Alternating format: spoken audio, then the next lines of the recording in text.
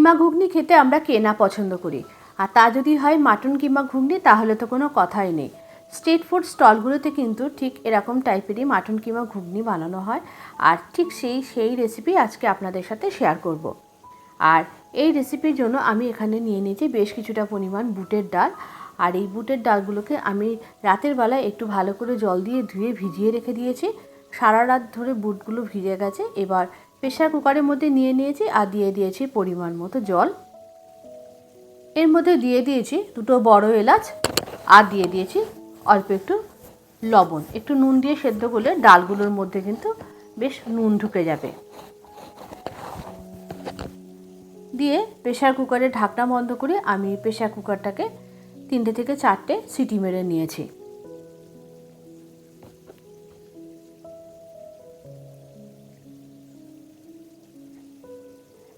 এরপরে ঘুগনিতে দেওয়ার জন্য আমি কিছু মশলা তৈরি করে নেবো আর কিছু আনাজ কেটে নেবো। আমি এখানে নিয়ে নিয়েছি দুটো বড় সাইজের টমেটো, একটু আদা, আর নিয়ে নিয়েছি বেশ কয়েকটা লঙ্কার কুচি, আর নিয়ে নিয়েছি প্রায় 8 থেকে 10 কোয়া মতো রসুন। নিয়ে নিয়েছি দুটো বড় সাইজের পেঁয়াজ। পেঁয়াজগুলোকে আমি একটা চপারের মধ্যে দিয়ে একটু চপ করে নেব।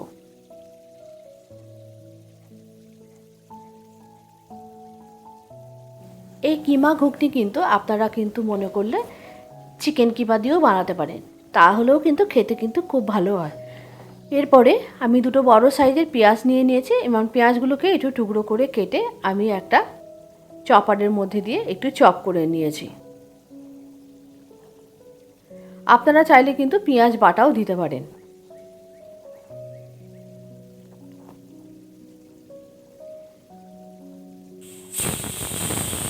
প্রেসারে দেখুন আমার সিটি মারা হয়ে গেছে, ডালটা সেদ্ধ হয়ে গেছে। এরপরে আমি একটা মশলার পেস্ট বানিয়ে নেবো। তার জন্য আমি টমেটো, আদা, লঙ্কা এবং রসুন খুব ভালো করে একটা মিক্সার গ্রাইন্ডারের মধ্যে দিয়ে মিহি পেস্ট করে নেবো।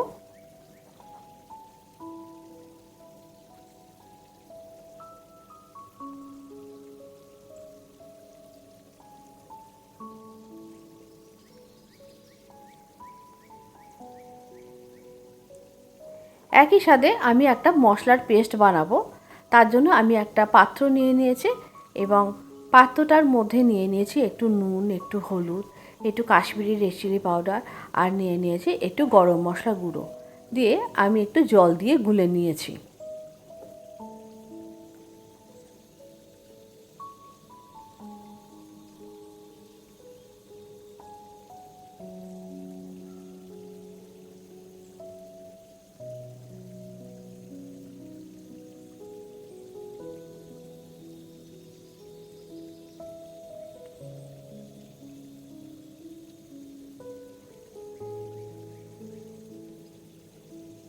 এরপরে আমি মাটন কিমাটাকে একটু ভিনিগার দিয়ে 15-20 মিনিট মতো একটু ম্যারিনেট করে রেখে দিয়েছিলাম।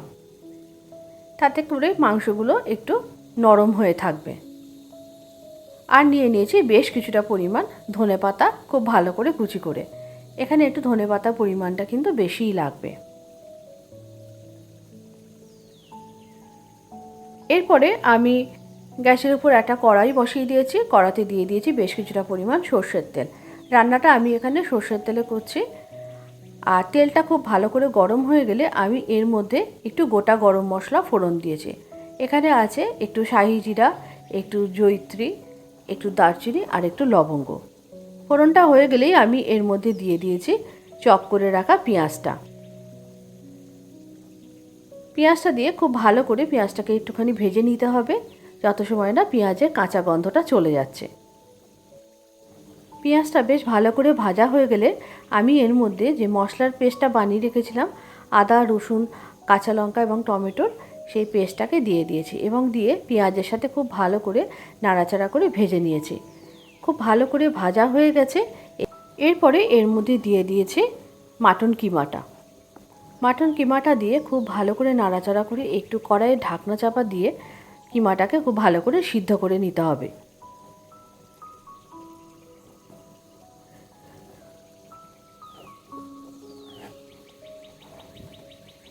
এই কিমাটা সিদ্ধ হতে কিন্তু প্রায় 15 থেকে 20 মিনিট মতো সময় লাগবে। যেহেতু মাংসটা খুব কুচি কুচি করে কাটা আছে, তাই সিদ্ধ হতে খুব একটা সময় লাগবে না। আর এরপরে দিয়ে দিয়েছি এর মধ্যে যে নুন, হলুদ, গরম মশলা গুঁড়ো আর রেড চিলি পাউডারটা গুলে রেখেছিলাম, সেই মশলার পেস্টটা দিয়ে দিয়েছি। মাংসটা কিন্তু খুব ভালো করে কষানো হয়ে গেছে। এরপরে এর মধ্যে দিয়ে দিয়েছি সিদ্ধ করে রাখা বুটের ডালটা। দেওয়ার পর একটু ভালো করে কষিয়ে নিয়েছি। নেওয়ার পর দিয়ে দিয়েছি এর মধ্যে বেশ কিছুটা পরিমাণ জল। জলটা আপনারা আপনাদের প্রয়োজন মতো দেবেন। ঘুগনিটা যদি মনে করেন একটু ঘন ঘন খাবেন তাহলে জলটা একটু কম দেবেন। এরপরে ঢাকনা চাপা দিয়ে খুব ভালো করে মাংসর কিমা এবং ঘুগনিটা খুব ভালো করে সিদ্ধ করে নিতে হবে। এই সময় এর মধ্যে একটু নুন কম হয়েছিল, একটু লবণ দিয়ে দিয়েছে আর দিয়ে দিয়েছে স্বাদ অনুযায়ী অল্প একটু চিনি। একটু চিনি দিলে কিন্তু খেতে ভালো লাগবে। রান্নাটা প্রায় হয়ে এসেছে। এই সময় আমি এর মধ্যে দিয়ে দিয়েছি বেশ কিছুটা পরিমাণ ধনেপাতার কুচি আর দিয়ে দিয়েছি একটা চানা মশলার প্যাকেট, সেটা কেটে এর মধ্যে দিয়ে দিয়েছি। এই মশলাটার জন্য কিন্তু বেশ সুন্দর একটা ফ্লেভার আসবে। রান্নাটা একেবারে রেডি হয়ে গেছে। এবার রান্নাটাকে আমি একটা বোলের মধ্যে সার্ভ করে নেব। আপনারা অবশ্যই এইভাবে মাটন কিংবা ঘুগনি বাড়িতে বানাবেন এবং গরম গরম রুটি, পরোটা, লুচি যে কোনো কিছুর সাথে কিন্তু এই কিমা ঘুগনি খুব ভালো লাগে। বা এই কিমা ঘুগনি কিন্তু শুধু শুধুও খাওয়া যায়। একটু এর ওপর থেকে ঝুরি ভাজা ছড়িয়ে দেবেন আর একটু লেবুর রস দিয়ে দেবেন। যদি শুধু খান তাহলে কিন্তু এইভাবে খেতে খুব ভালো লাগবে। আজকের রেসিপিটা আপনাদের কেমন লাগলো অবশ্যই একটু কমেন্ট করে জানাবেন। যদি ভালো লেগে থাকে একটু লাইক করে বন্ধুদের মধ্যে শেয়ার করে দেবেন। আর যদি ইউটিউব থেকে দেখে থাকেন তার একটু চ্যানেলটি সাবস্ক্রাইব করে দেওয়ার জন্য অনুরোধ রইল। আজকে এই পর্যন্ত। আবারও দেখা হবে পরবর্তী ভিডিওতে আর একটা নতুন কোনো রেসিপির সাথে।